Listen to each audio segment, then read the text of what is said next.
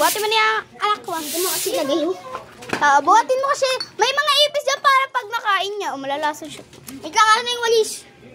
Ayan guys, yung mga ipis. So, titignan natin kung may ipis pa dito. Sige, so, kita niya. Ayun! Very good. Alin? Wala yan, ipis yan. Labas ka dyan. Wala yan.